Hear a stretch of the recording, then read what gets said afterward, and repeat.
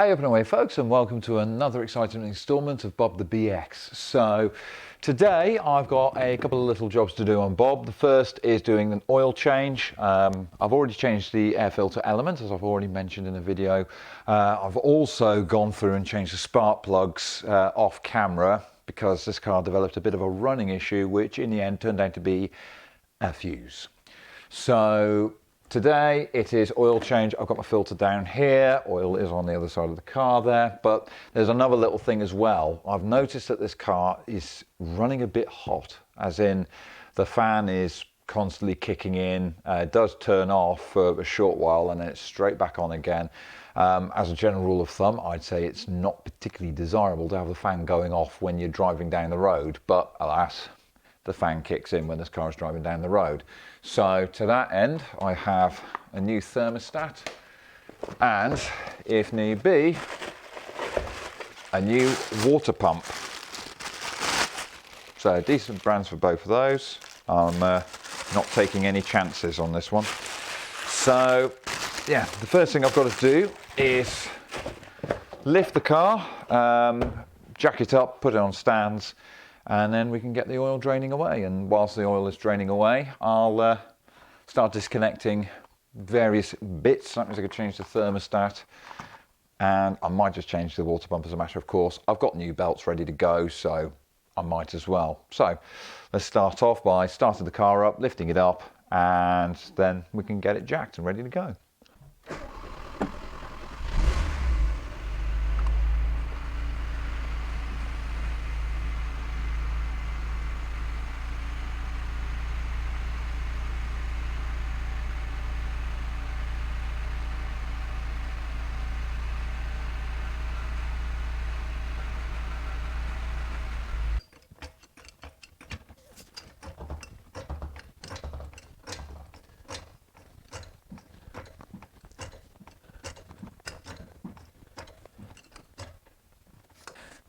That is the car now on the stands.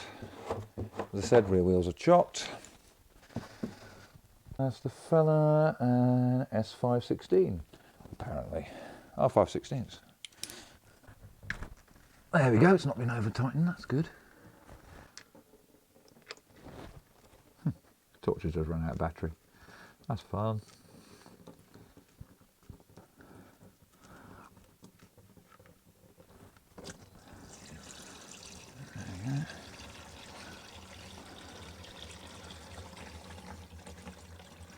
Ooh, a wee bit of sludge on the plug there, so looks like it was definitely due a change anyway. That's all good. Not so stupid having a bit of duvet cover under the car now, is it?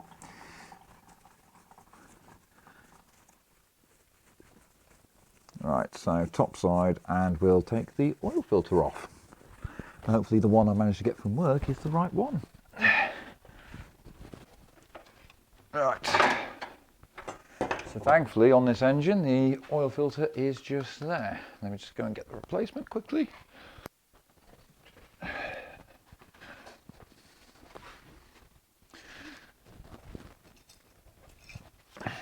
Right, this might take a bit of exploratory depending on which clamp it's going to use. Oh, there we go.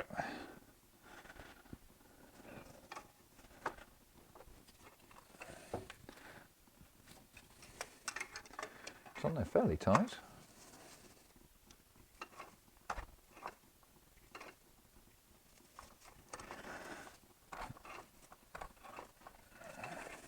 Okay, that should be.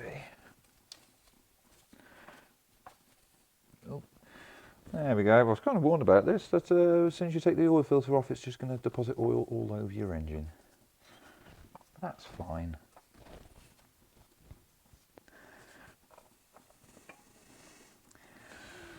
There we go. Right, just compare it against the new one.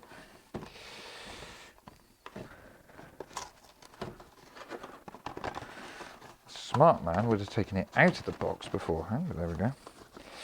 Right, the body looks a wee bit smaller. I think that hole is the same. Let's offer it up and see what's what. I mean, the seal's in the right place.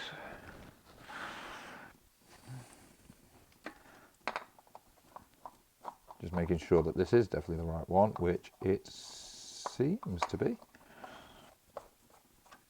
Yeah, it is. Okay. Right, so I'm just going to clean up my area.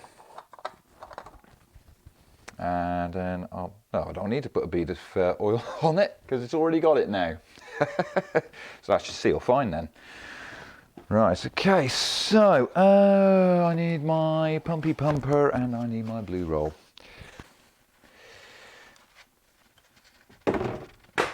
Oh dear, my pumpy pumper's trying to escape. Okay, I think I've managed to get the majority of the old oil out. I'm guessing that the reason why it's pooling in there is because of the oil pump, so I'm guessing then that that's a good seal then. Excellent, right.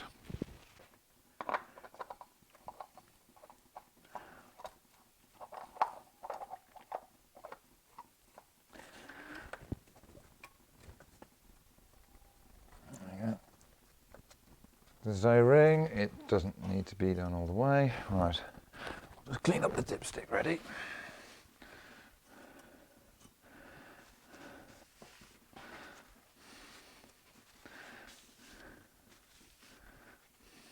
Okay. And then we just let it drop.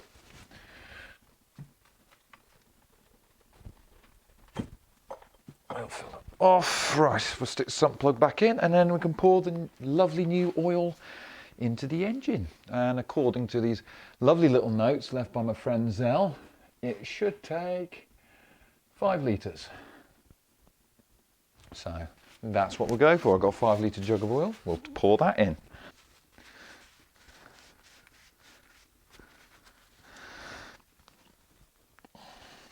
That looks like it's a magnet on the end of that. Makes sense because it's gearbox and sump. Right, so next up on the oil, 15W40.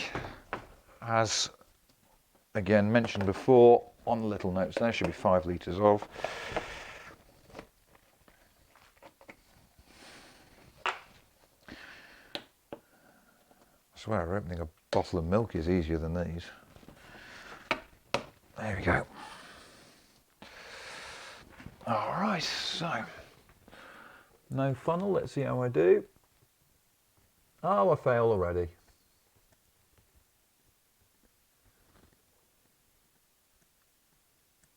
Last time on some of the HT leads, it helps the spark go down them quicker.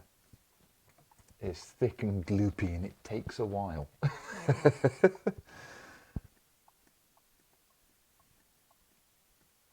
Yeah, but this one's a mineral oil.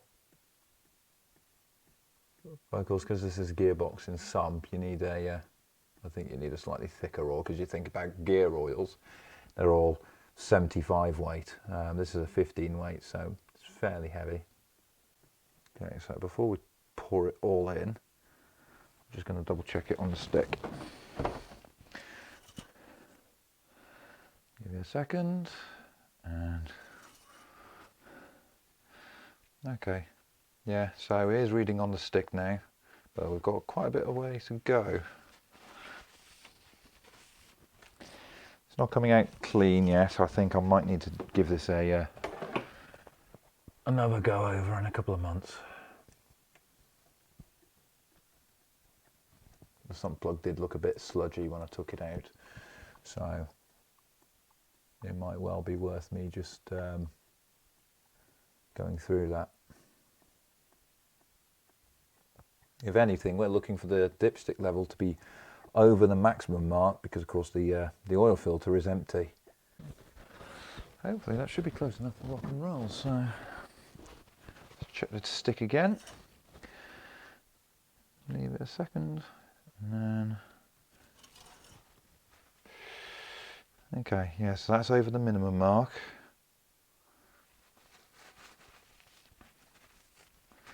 So just give it another second.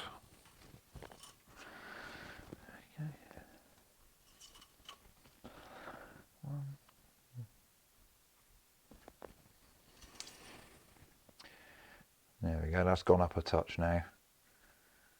So it's just working its way through the engine, through the box, and getting us an accurate oil level.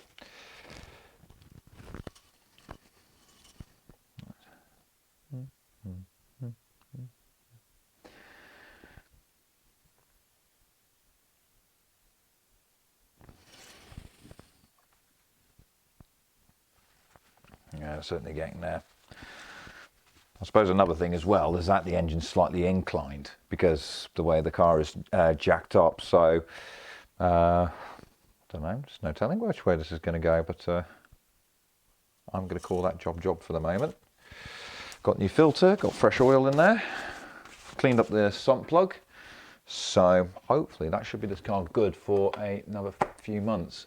I think I'm just going to leave it a couple of months and then do it again, because as I said, the sump plug did look a bit sludgy when I took it out. But that said, it was a magnetic plug as well, so might be some bits of gearbox in there or something. But anyway, so that is that done. So next up, I need to have a look at doing some work on the cooling system, namely the water pump and the thermostat. And I think I'm going to tackle the thermostat first because that looks like the biggest twat to get to. So therefore, that should be the one I do first. That way I have the potentially easier job to look forward to. And then while I'm at it, I'll change the belts. So I'll just open the radiator cap.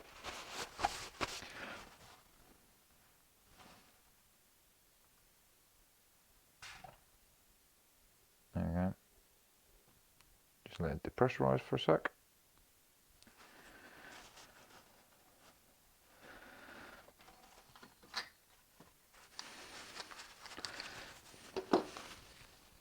How's the level looking? Is that looking okay?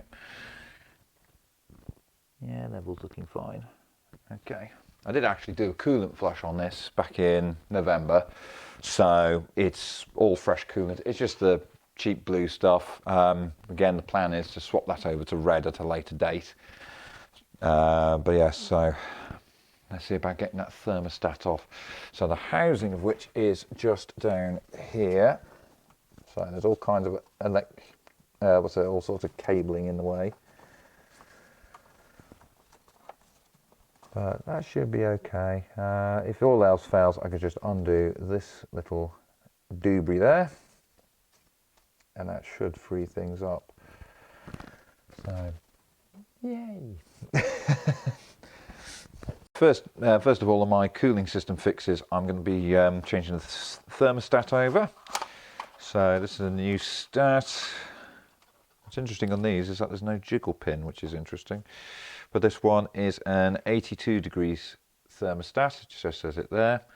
Yeah, so normally on a stat you'd have jiggle pins. A jiggle pin is just a little pin that's through it, so it allows some coolant to go through when it's hot. Yeah, I suspect that the one on this is sticking, so that's why I'm changing it. 11mm socket for this one. We just go in here, just move the vacuum line out of the way, and the multitude of earth cables.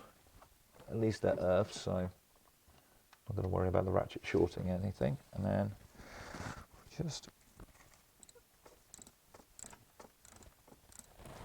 again, I think this is a strong advocate for Citroen bolts, because this is a steel bolt going into aluminium and it's coming out like a dream.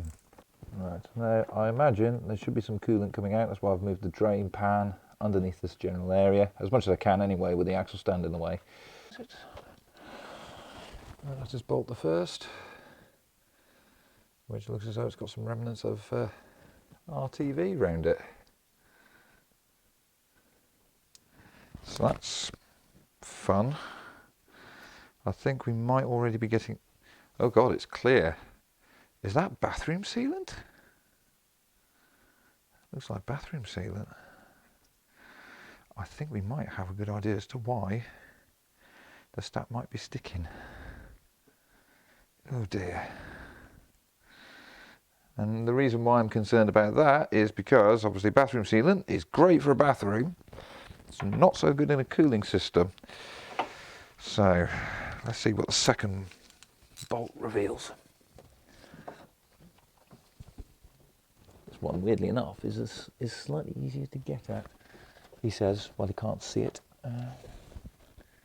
There it is.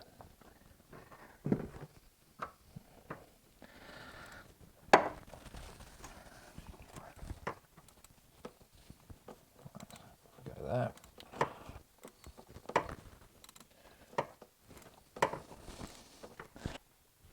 Incidentally, those cables that you can see in shot, they are just earths.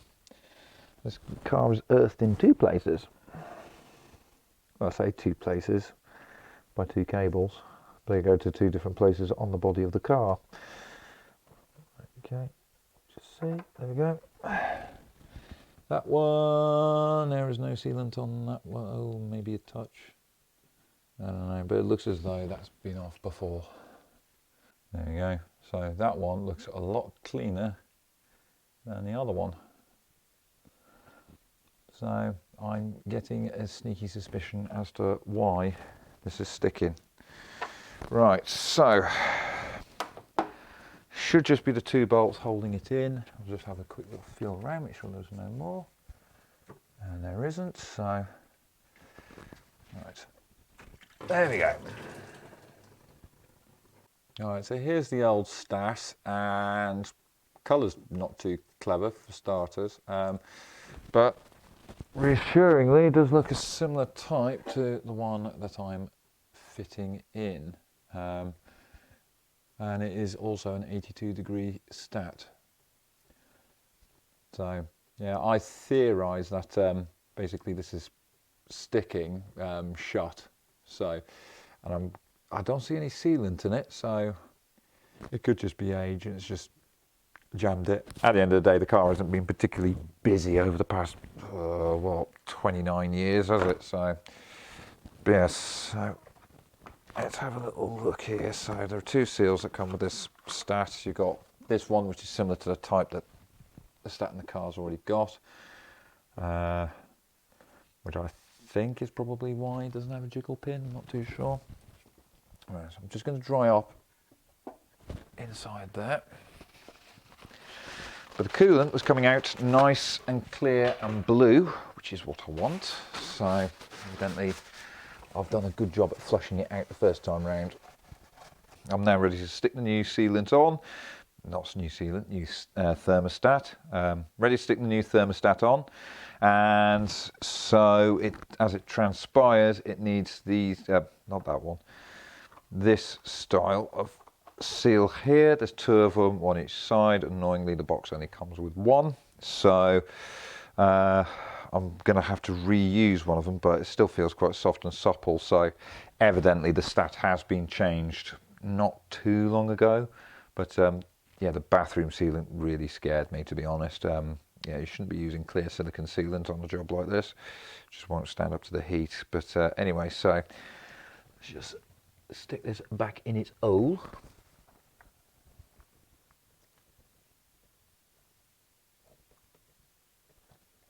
There you go. Right, so that is now in place. This is the new seal that comes with the Stat.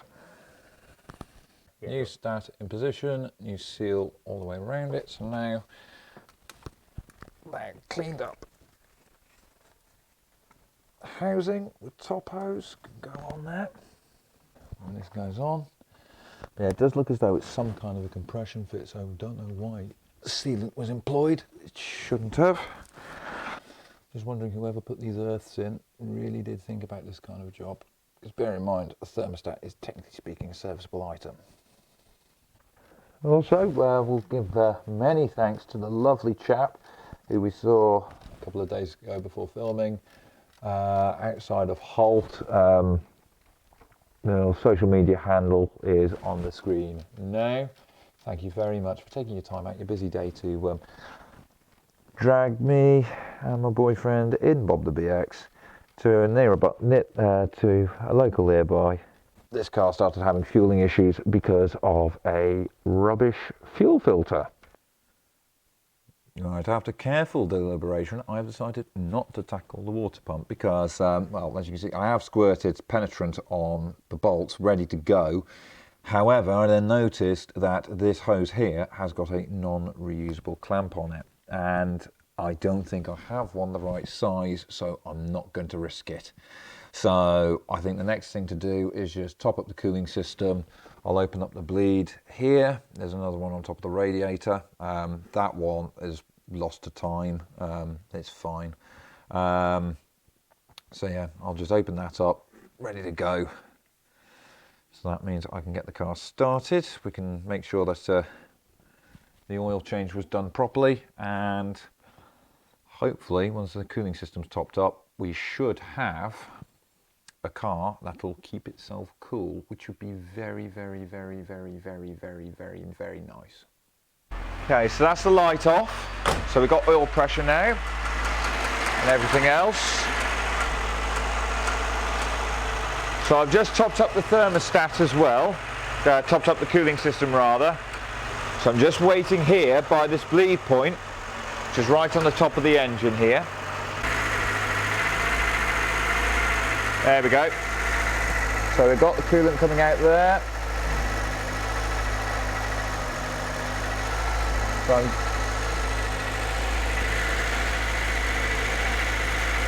Right, so it's coming out quite foamy. So obviously there's quite a bit of air in there.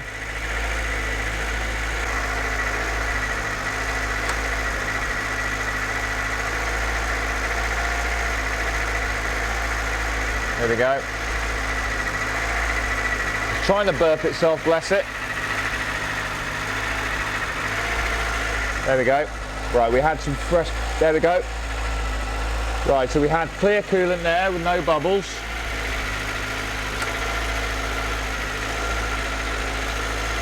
Right, so let's see how we're looking over here. Can't see any leaks. Hose is still cold. So at least now we know we've got coolant this side of the circuit, just waiting for the stat to open and fill up the radiator. So I guess we're just waiting for the thermostat to open. I can feel the top hose starting to warm up now.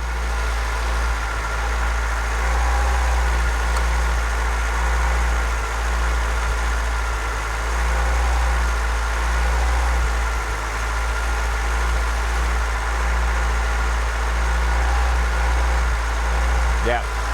Right, so I can feel the thermostat is starting to open. The top hose is now getting warm.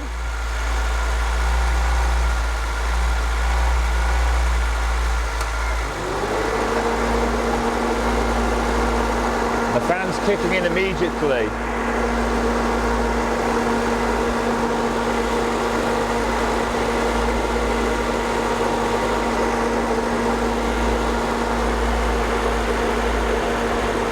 Still don't have any leaks, so that's really good.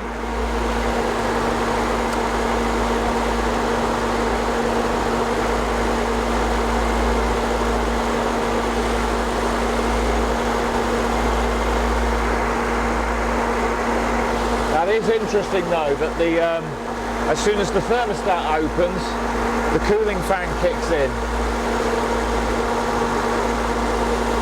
So I'm wondering if maybe my thoughts about this engine getting hot is probably just because I'm hearing the fan, and the fan's probably out of kilter. Don't know what's happening with the suspension though. I'll just set the suspension to low. So there we go, the fan's turned off.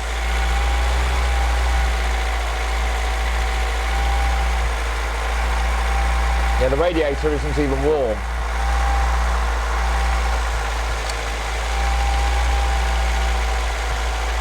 It's warm on the bottom. It's cool on the top. Seems the suspension has woken up now as well.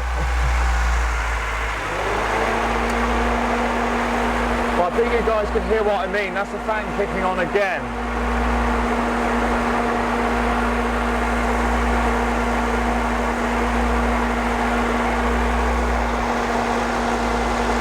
So I'm not sure if there's any Citroen V experts watching, but Is this normal behaviour? Because I can't say I've ever seen it on any of my cars before.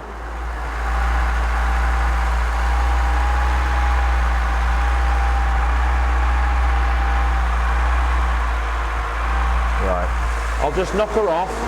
We'll just double check the... Thank you, Bob. I'll just knock the car off and check the coolant level again, make sure it's all okay. The top hose is feeling warm, but the radiator is only warm at the bottom. It's not at the top, so it's above the low level, because it's a weird one on these because the tank is integral to the radiator. So I'm not entirely sure where the level should be, but I'm pretty sure it shouldn't be around about here, so it's not even at the top of the radiator. So I'll just put a little bit of water in there.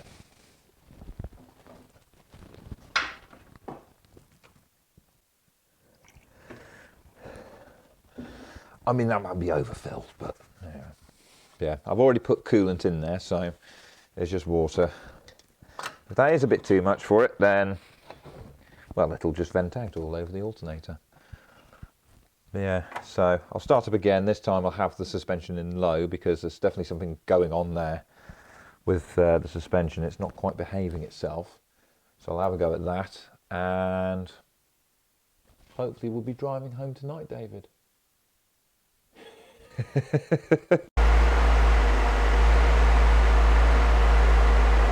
There we go.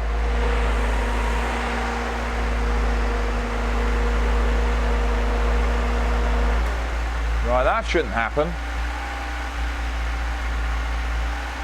Again, I'm just wondering if the struts are sticking. Let's try a maximum height, then low again. Just see if we can weight those struts up a bit.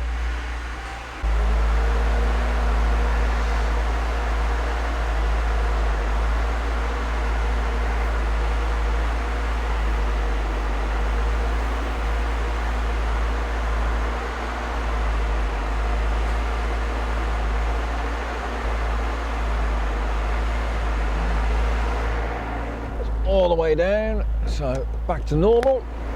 Okay, and the last bit of a job I need to do is just greasing up these nipples here.